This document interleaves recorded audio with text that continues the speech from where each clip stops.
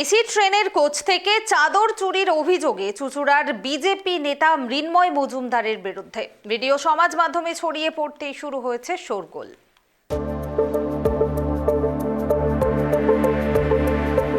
ট্রেনের এসি কামরার বেডশিট নিজের ব্যাগে ঢুকিয়ে নেওয়ার অভিযোগ চুঁচুড়ার বিজেপি নেতা মৃন্ময় মজুমদারের বিরুদ্ধে চাদর চুরির অভিযোগ।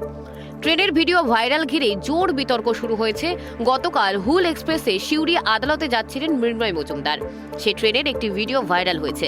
বিজেপি নেতার বিরুদ্ধে চাদর চুরির অভিযোগ ওঠে ওই ভিডিওয়। সম্পূর্ণ মিথ্যে অভিযোগ, আমার বিরুদ্ধে রাজনৈতিক ষড়যন্ত্র চলছে, অভিযোগ বিজেপি নেতা মৃন্ময় মজুমদারের।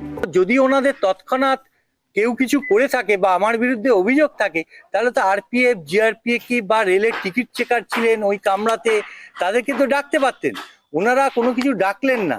বা আমার ব্যাগ থেকে কোনো কিছু চাদর বেরোচ্ছে, প্যাকেট বেরোচ্ছে, জামা কাপড় বেরোচ্ছে, এ বিষয়েও ভিডিওতে কিছু দেখা যায়নি। বা আমি ঢোকাচ্ছি এরকমও কিছু দেখা যায়নি।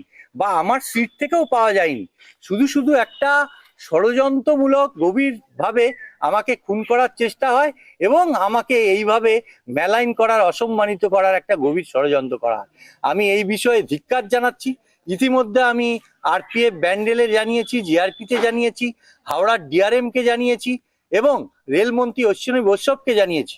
বিজেপি নেতা বেডশিট চুরি করে ধরা পড়েছে। এই বিজেপির ক্ষমতায় এলে কি করবে, কটাক্ষ তৃণমূলের। তিনি একজন পেশায় আইনজীবী, তিনি ন্যায় দেন, তিনি বিচার করেন, মানুষকে ভালো রাখার চেষ্টা করেন, আর সেখানে চুরি করছে।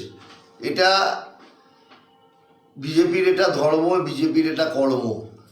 বিজেপির নেতারা এখনও তারা ক্ষমতায় আসেনি, এখনই তারা শুরু করে দিয়েছে এই চুরি।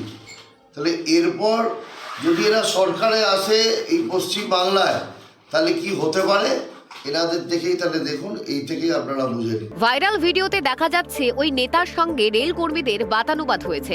সেখানে রেল কর্মীকে বলতে শোনা যাচ্ছে, আপনি এটা কখনোই নিজের মনে করে নিতে পারেন না। তখন ওই বিজেপি নেতাকে সরি বলতেও শোনা যায়। চুঁচুড়ার বাসিন্দা মৃন্ময় মজুমদার একজন আইনজীবী, এলাকায় আবার বিজেপি নেতা হিসেবে পরিচিত। আগে তৃণমূল লিগ্যাল সেলের নেতা ছিলেন, 2021 সালে বিজেপিতে যোগ দেন। হুগলি থেকে অমল চক্রবর্তীর রিপোর্ট, KTV বাংলা।